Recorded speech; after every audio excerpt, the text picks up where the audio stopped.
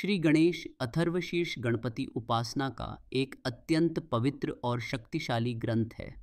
इसका उल्लेख अथर्ववेद से लिया गया है और यह विशेष रूप से गणेश जी के तत्व, स्वरूप और महिमा का वर्णन करता है। यह ग्रंथ सिद्ध करता है कि श्री गणेश ओंकार, ब्रह्मा, विष्णु, रुद्र और समस्त तत्वों में व्याप्त हैं। विघ्नेश्वर रूप में गणेश जी सभी बाधाओं और विघ्नों को दूर करते हैं। यह पाठ जीवन में आने वाले सभी अवरोधों को शांत करता है।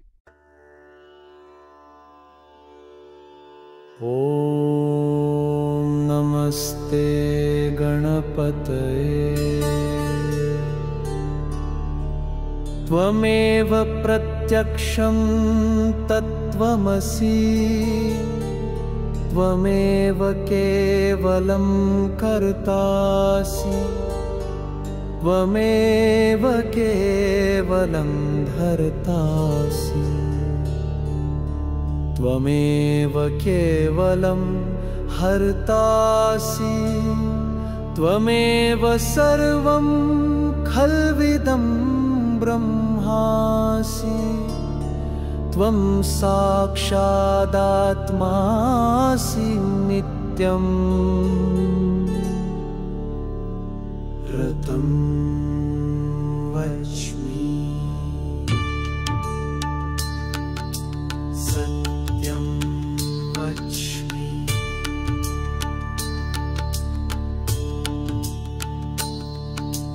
अवत्वं माम् अववक्तारम् अवश्रोतारम् अवदातारम् अवधातारम् अवानुचान् अवशिष्यम् अवपुरस्तात् अवदक्षिणात्तात् अवपश्चात्तात् अवोत्तरात्तात् अवचोर्ध्वात्तात् अवाधरात्तात् सर्वतो मां पाहि पाहि समन्तात्।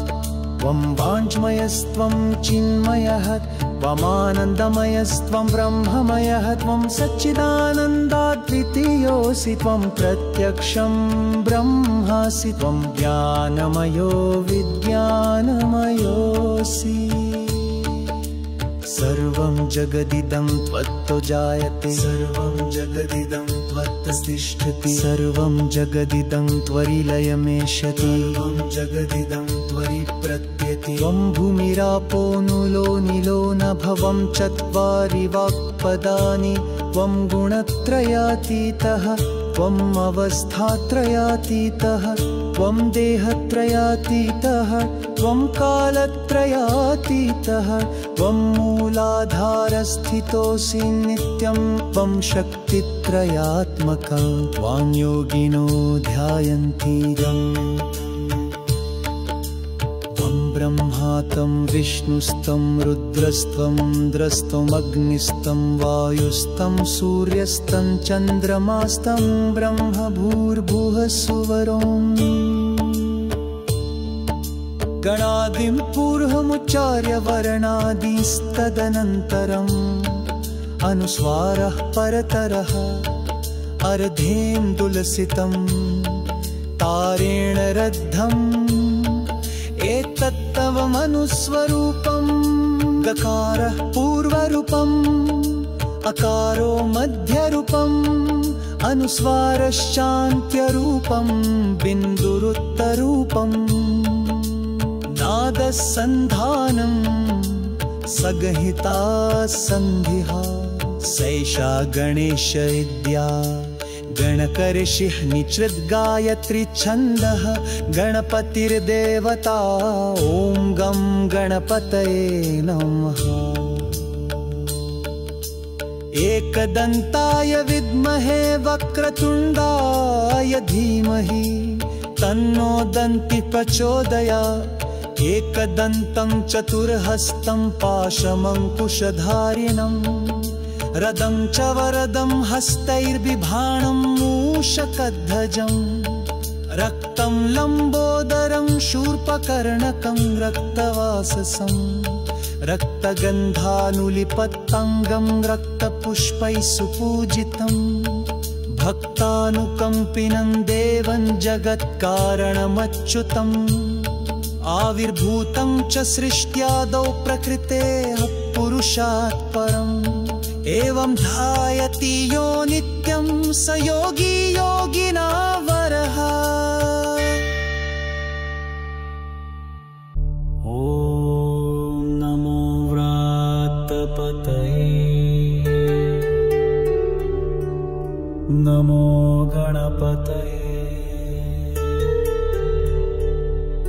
नमः प्रमथपतये नमस्तेऽस्तु लम्बोदराय कदन्ताय विघ्ननाशिने शिवसुताय वरदमूर्तये नमः। एतदथर्वशीर्षं योधीते स ब्रह्म भूयाय कल्पते स सर्वविघ्नैर्न बाध्यते स सर्वत्र सुखमेधते स पञ्चमहापापात् प्रमुच्यते सायमधियानो दिवसकृतं पापं नाशयति प्रातरधियानो रात्रिकृतं पापं नाशयति सायं प्रातः प्रयुञ्जानो पापो पापो भवति सर्वत्राधियानो पविघ्नो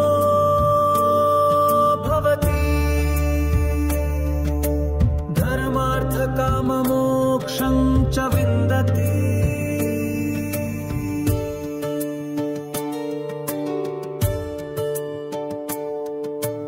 इन्द्रधर्वशीर्षमशिष्याय न देयम् यो यदि मोहात् दास्यति स पापीयान् भवति सहस्रावर्तनाद्यं यं काममधीते तं तमनेन साधये अनेन गणपतिं भिषिञ्चति स वाग्मी भवति चतुर्थ्यामणश्नं जपति स विद्यावान् भवति इत्यथर्वणवाक्यं ब्रह्ममाद्यावरणं विद्यान्न बिभेति